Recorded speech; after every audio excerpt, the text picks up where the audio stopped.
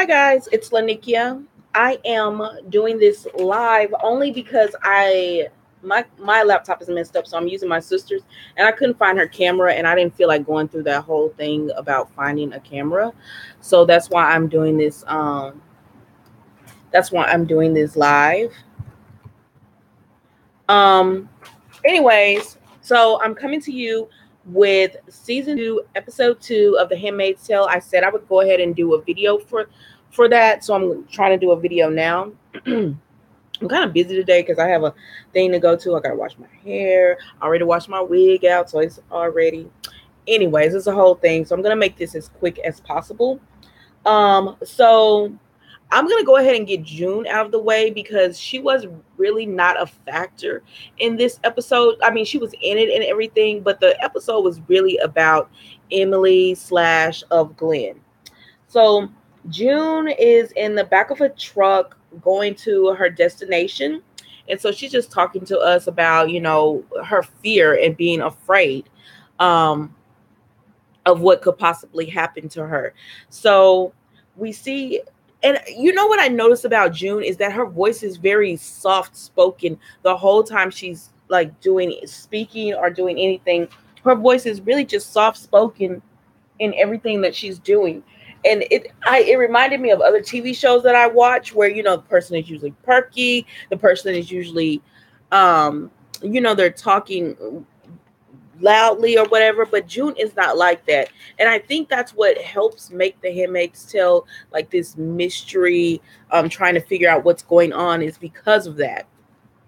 And I hope you guys can hear me because I can't hear when I have use this laptop. I actually have to put my speaker on really loud, so I'm trying to speak louder or project my voice louder so that you guys can hear me. But anyways, so June she finally arrives at her destination, and the man lets her get off, and it's an abandoned building, which we find out is the Boston Globe. It's the old building for the Boston Globe. And he tells her, really, I wouldn't recommend you go outside, but there's running water and there's electricity and all that. So she's pretty much, you're going to be okay here until someone else comes. He says he comes about once a week or something like that.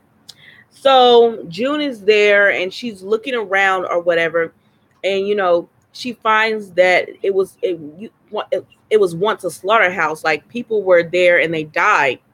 So because of that, June is really she doesn't want to be there because, one, she's afraid she's afraid for her own safety and everything, and just seeing what happened to those people, I guess it makes her even more afraid, or it brings back, bad memories of what could possibly, well, not bad memories of what the unknown future of what could possibly happen to her if, she gets caught. Especially after the baby is born. So she starts to like freak out or whatever. So Nick comes and he is talking to her, and she was like, we find out Nick doesn't really have a plan. He's kind of winging this whole thing because he's never done this before, but that's his baby, and I guess he has feelings for June, so he's just going with the flow of it. So then we find that she wants to leave with Nick and get Hannah, and they make their way, I guess, to Canada. But Nick is just like, we can't, it's not safe, we can't do that, we're not going to do that, it could be weeks. And I guess hearing that freaks her out even more, because she's alone too, and how, like, I don't mind being alone, but I don't want to be alone all the time. So I could imagine she was going stir crazy just from that as well. So then what happens? She and Nick, she demands that Nick gives her the car keys, and he doesn't even fight with her. He just gives her the car keys. Then he tells her to wait. He gives her his gun and everything, and she gets in the car, and she realizes, like, this is crazy. I'm not going to be able to get away from this. So, she's upset. She starts slamming on the steering wheel or whatever, but then she gets out, and then her and Nick, I guess, they come to a realization, like, it's you and, she's angry with him, I guess. And he might be a little frustrated with her too, but because he wants her, and she's still thinking about her family because she does have a husband and everything. So when Nick and her husband get together, that's going to be like some colliding forces. So I don't know how that's going to work out. But anyway, so they have like angry, frustrated sex and everything, and that's pretty much. And then Nick leaves, and she's there by herself, and she creates a shrine for the people that died, that were murdered there. And she prays for them, she prays for herself, and that's pretty much the end of June, on this episode. Now the real episode is of Glenn, who is Emily. I think that was her, of Glenn. So the real episode is her, and so I'm gonna go with her flashbacks. So she has a flashback, and we learned that she was a professor. She was really great at what she did, but that when everything started happening, that they took away, like, she showed a picture to one of her students, and I don't know if it was the student who told or someone who happened to be walking by and saw it or whatever, but she had a wife, she had a child in her past. And so someone saw the photo or whatever and saw that she had that. And I guess they reported her. So what then went to happening with her is that she then had to, they were going to take her, like, they were going to take her, they were not going to let her be a professor anymore, teaching a class. She was just going to do like research and everything. So because of that, I guess she was kind of upset, and she didn't want that to happen to her, but it was really because I guess in with them, they don't really want homosexuals or anything like that. They think that's a bad thing. So that's what was happening with her. But I don't know. So her mentor is actually, he's gay as well. And so he took his pictures down and everything.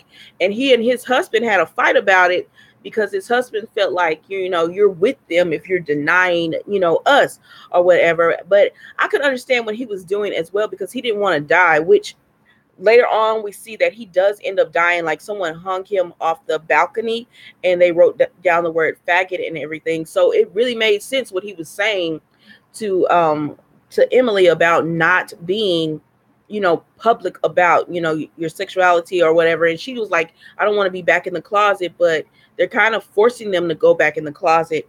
And, now we know what everything that happened with them. So, I mean, it was what it was.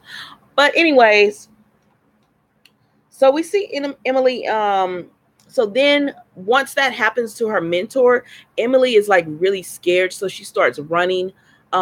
She and her wife try to go to to Canada, but on their way, Emily's wife is Canadian. So their child could go, but Emily could not. She needed a stamp, and they didn't give her the stamp of approval or anything. So she has to stay. And so you see she and her wife partying, and you just know, just like, they were upset and they were crying and everything. And you just kind of know that they're not going to probably see each other. They're believing they're not going to see each other again. So that was kind of sad. And so that was her past. She was a professor, she had a family, and then this happened, and it just ripped it all apart. So then we go to her future, what she's living in now, and Emily is in the colonies because, I think she ran over a man and cut his leg off and everything. Emily was a rebel. Like, she was not taking everything that people were trying to do to her lying down. So she's in the colonies, and the colonies is bad. Like, it's for women that they pretty much put them in this, I know, radioactive place, and it's really like they're getting sick, and Emily is like kind of like the doctor, like the makeshift doctor for them, trying to help them stay healthy and everything. But the water is bad, their living environment is bad, and the only time they really get to rest during the day is when they make them kneel down and thank God for being, it's just so cruel or whatever. But so they do that with Emily. So they do that with Emily, and then let's see what happens. So then Emily's like, she's finished doctoring up on someone, and she goes to talk. she goes outside, I guess for just a breather or whatever, and they see that one of the mistresses, one of the commander's wives, has actually been sent to the colonies. And of course, the women do not like her. They treat her very badly and everything, which, okay, I get it. But Emily is actually nice to her. And she finds out that the woman has been sent to the colonies because she had an affair or whatever. So she was sent to the colonies to make up for that. And then Emily is being nice to her. The woman doesn't want to get sick and everything. And even though the other women are treating her bad, Emily treats her nicely. She gives her some pills to take, and she tells her they're antibiotics. Well, later on, we see that the woman is over the toilet. She's throwing up. She's very sick. So we was trying to figure out like what happened to her, and we find out that I don't know what pills Emily gave her, but they were not antibiotics. So the woman, she's killing the woman, and the woman is just pretty much like, why are you doing this or whatever? And she was, because the woman thought because she loved the man that she had an affair with, that God would forgive her. I don't know what she was thinking, but Emily told her, like, there is no forgiveness for you. You held women down and you raped them.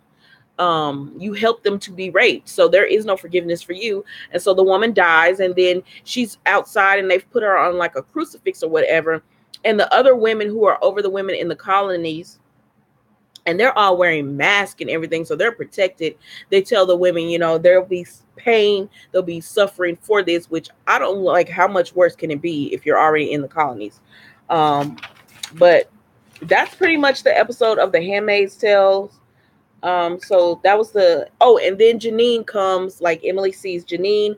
So then she comes, and that's pretty much the episode. So I hope you guys enjoyed The Handmaid's Tale. This episode, I guess because I didn't mind Emily's flashbacks because we got to know a little bit more about her, I didn't really mind it.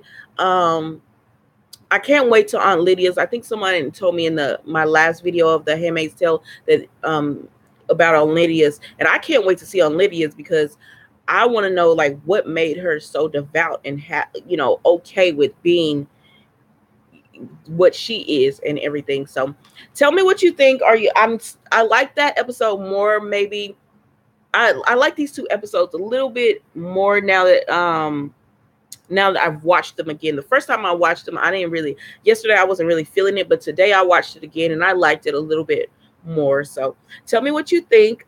Sorry I had to do the live stream because my laptop is messing up, so that's how I had to do it today. But I hope you guys have a great day. And if you're with me with the work from home videos, yes, I'll be posting one either today, tomorrow, or Saturday. I'm kind of busy today, so it might be tomorrow or Saturday. Anyways, have a great day. Goodbye.